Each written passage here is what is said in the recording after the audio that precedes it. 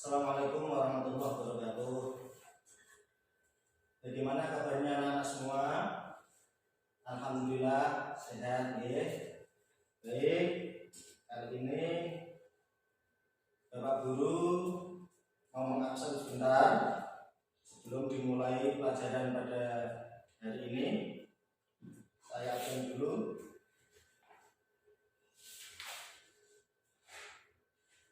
Abdul Rahman Rahim hadir. Adinda Naila Fitria hadirah.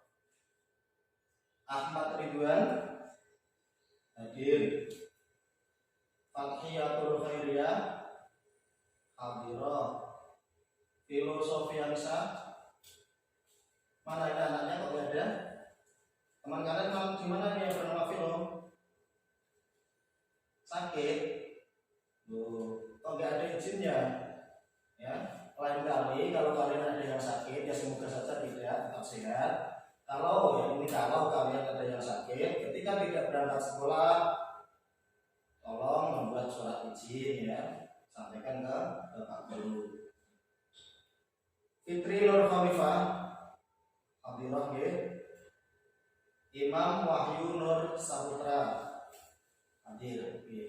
Alhamdulillah ini hanya satu teman kita yang tidak berangkat karena sedang sakit. Kita doakan semoga lekas sembuh biar bisa kembali beraktivitas, berangkat sekolah lagi, berkumpul dengan kita semua seperti biasanya. Baik anak-anak, marilah kita buka pembelajaran pada hari ini dengan diawali berdoa memohon kepada Allah. Mari kita doa seperti biasa, doa sebelum belajar. Bismillahirrahmanirrahim. Raditu billahi rabba wa bil islami dina wa bi Muhammadin nabiyyan wa rasula. Rabbi zidni ilman nafi'a warzuqni fahman wasi'a. Rabbi shrah li sadri wa yassir li amri wahlul 'uqdatam min lisani yafqahu qawli. Amin. Alhamdulillah kita semua sudah berdoa, semoga mendapatkan ilmu yang barokah, manfaat di dunia wal akhirah. Amin Allahumma amin. Bagaimana anak, masih semangat dalam pembelajaran hari ini? Tetap semangat ya? Semangat? Alhamdulillah. Jangan pernah kendor, jangan pernah bermalas-malasan dalam belajar, dalam bersekolah. Supaya apa? Supaya kalian bisa memahami, bisa mencerna apa yang disampaikan oleh Bapak Ibu guru kalian di sekolah. Tolong perhatikan video yang akan saya putarkan kali ini, ya, diperhatikan.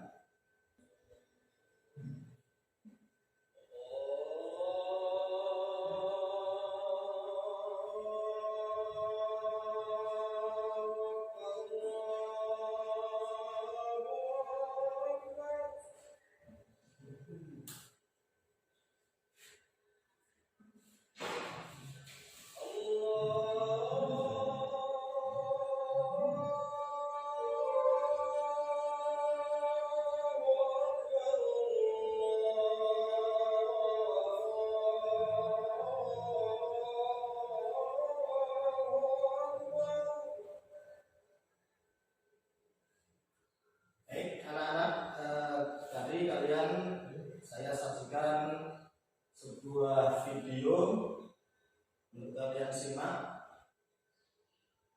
Sekarang Bapak Guru mau tanya, baru saja yang kalian simak itu video tentang apa? Abdul Rahman jawab tentang adzan ya. Betul sekali, tadi video tentang adzan.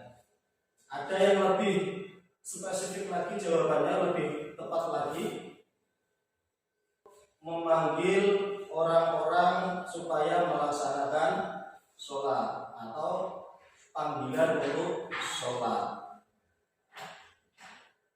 Kenapa saya menyampaikan atau memutarkan video adzan kepada kalian semua?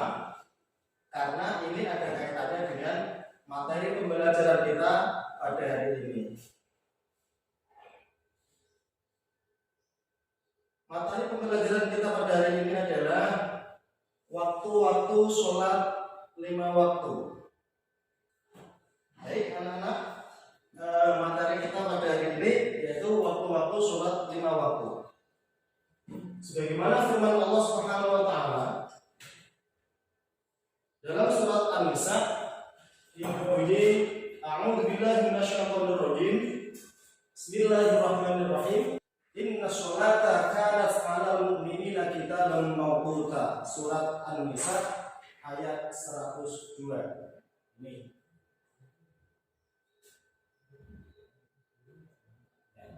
Surat An-Nisa ayat 102.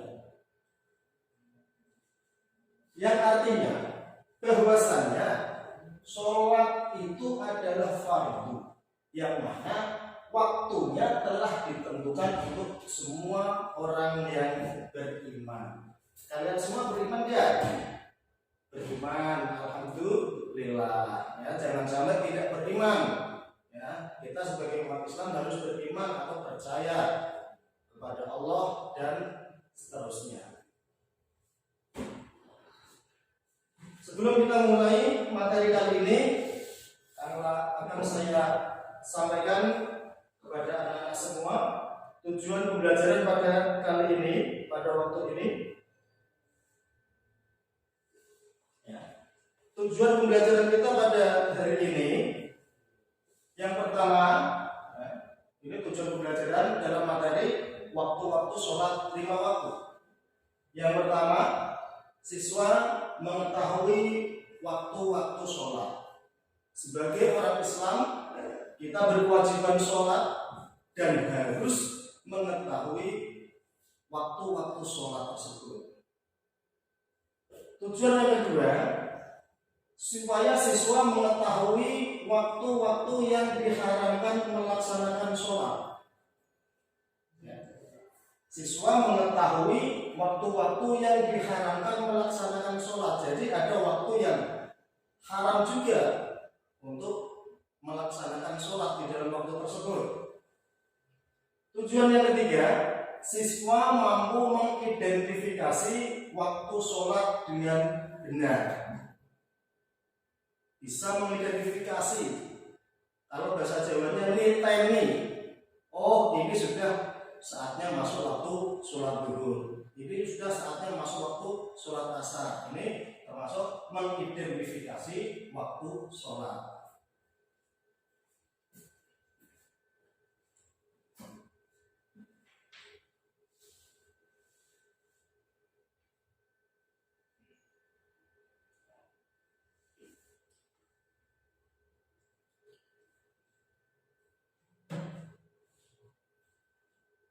Kalian semua sebagai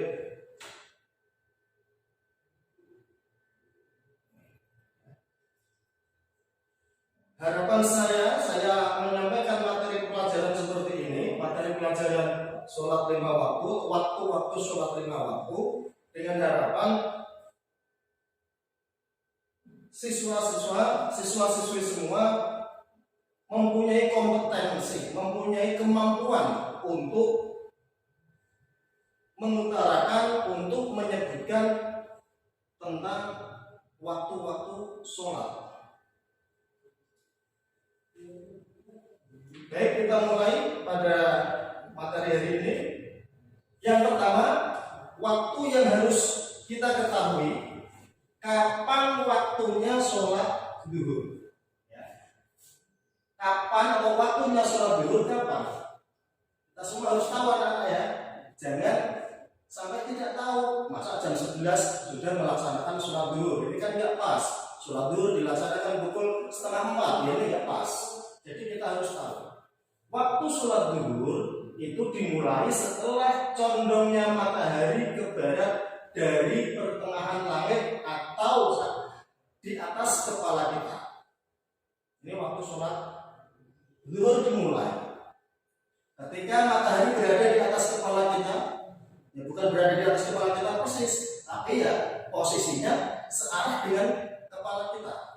Agak condong ke barat sedikit, itu berarti waktu sholat zuhur sudah masuk.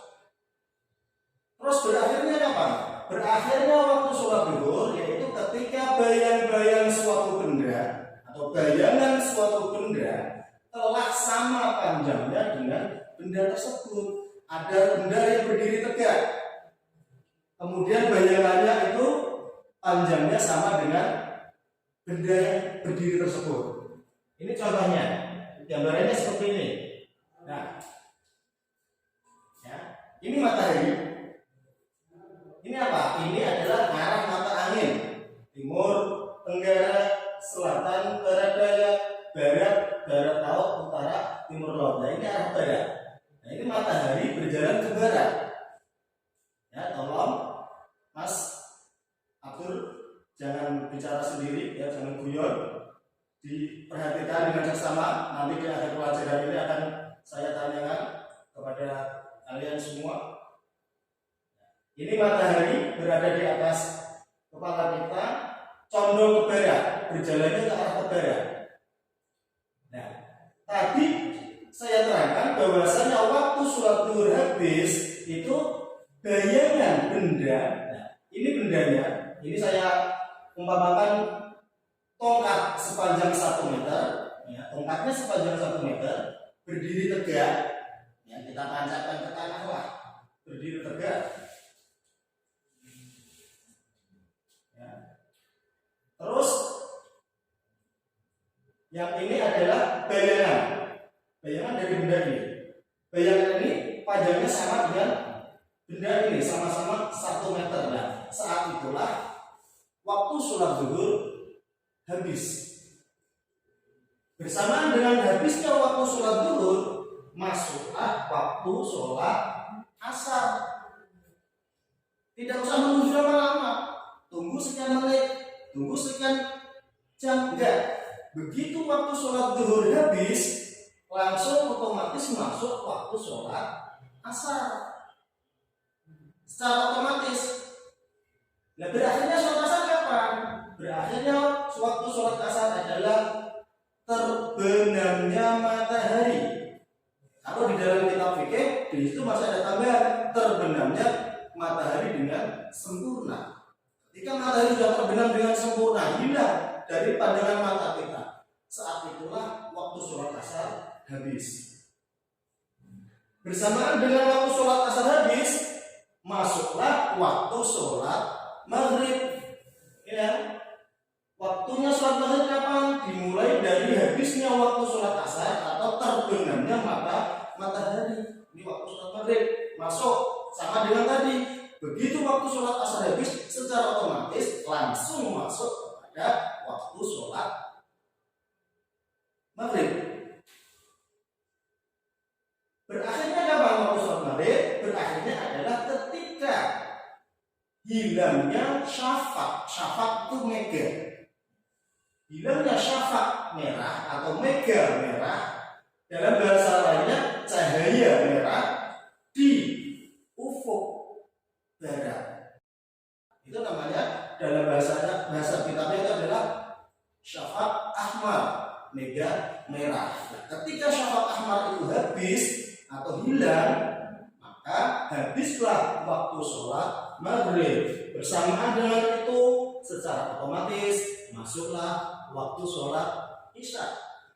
Tanpa menunggu juga, langsung bergantian. Maghrib habis, langsung datang waktu isya. Berakhirnya waktu isya ini sampai terbitnya fajar shofik. Habislah waktu sholat isya dan secara otomatis masuk waktu sholat subuh. Waktu sholat subuh dimulai terbitnya fajar shofik. Berakhirnya kapan? Berakhirnya waktu sholat subuh adalah terbitnya matahari. Ini yang anak kita harus hafal, kita harus tahu kapan waktu-waktu sholat. Jadi sholat sudah ditentukan waktunya oleh Allah Subhanahu Wa Taala. Di saat matahari terbit atau habisnya sholat waktu sholat subuh, bukan lantas langsung masuk waktu sholat zuhur. Ini beda dengan yang waktu sholat tadi. Ketika waktu sholat subuh habis, kita masih ada penantian beberapa jam untuk menanti kedatangan waktu sholat zuhur.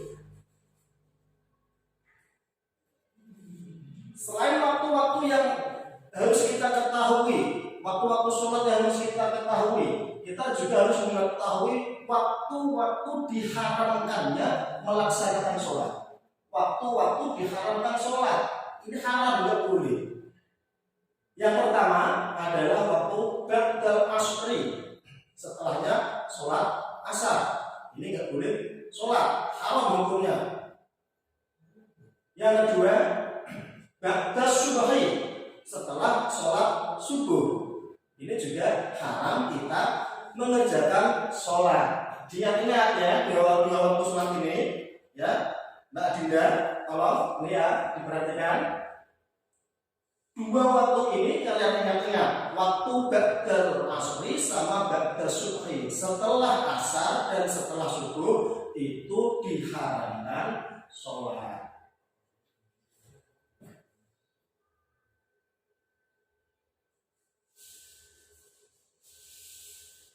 Baik, anak-anak, demikian tadi yang saya sampaikan materi pada hari ini. Ya, sebelum selesai pelajaran kali ini, ya, masih ada waktu, Bapak Guru ingin memberikan tugas kepada kalian, tugas kelompok seperti biasa, ya, dibagi dua kelompok saja, laki-laki dan perempuan. Yang laki-laki satu kelompok dengan laki-laki semua, yang perempuan satu kelompok dengan perempuan semua. Silakan berkumpul kelompoknya masing-masing. Nah, seperti biasa, ketua kelompoknya yang laki-laki Mas Abdurrahman, yang perempuan Mbak Dinda Naila Fitria. Silakan berkumpul. Saya beri waktu 10 menit.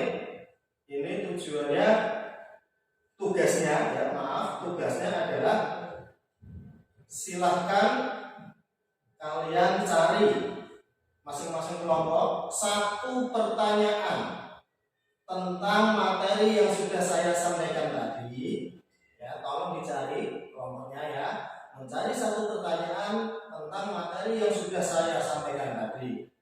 Nah, pertanyaan nanti kalian lemparkan atau kalian berikan, kelompok satu pertanyaannya diberikan kepada kelompok dua. Nanti kelompok dua wajib menjawabnya. Begitu pula sebaliknya, kelompok dua pertanyaannya diberikan kepada kelompok satu. Nanti kelompok satu yang menjawabnya. Dan silakan dimulai untuk diskusi kelompoknya. Saya beri waktu 10 menit.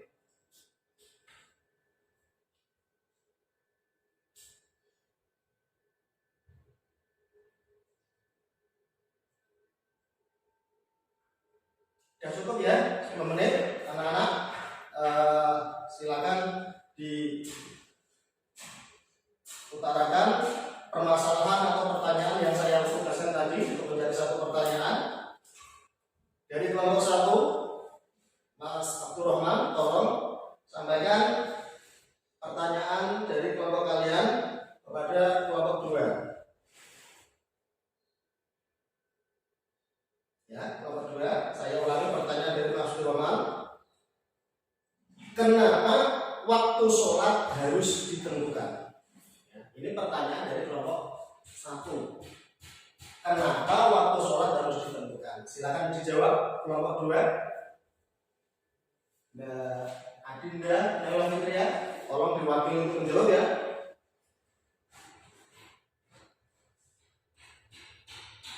Oke, Mbak Adinda. Jawaban dari kelompok dua, saya ulangi, karena di dalam agama Islam itu mengajarkan umatnya untuk hidup disiplin. Nah, dalam hal sholat ini termasuk disiplin waktu. Ini jawaban dari kelompok dua. Dan saya kira jawabannya juga benar, memang seperti itu. Kenapa sholat harus pada waktu-waktu tertentu? Karena Islam mengajarkan kita untuk disiplin, terlebih dalam hal sholat adalah disiplin waktu. Sekarang gantian yang kelompok 2, Mbak Dinda, silakan utarakan soal atau pertanyaan kelompok 2 kepada kelompok 1. Ya, kelompok 1 didengarkan.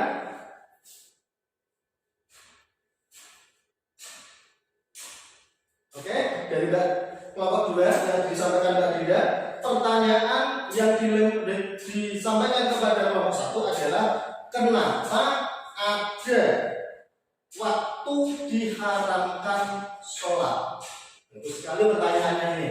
Ya, kenapa ada waktu diharamkan sholat? Silahkan dijawab kelompok 1. Mas Abdul atau teman-temannya bisa menjawab kenapa ada waktu diharamkan sholat.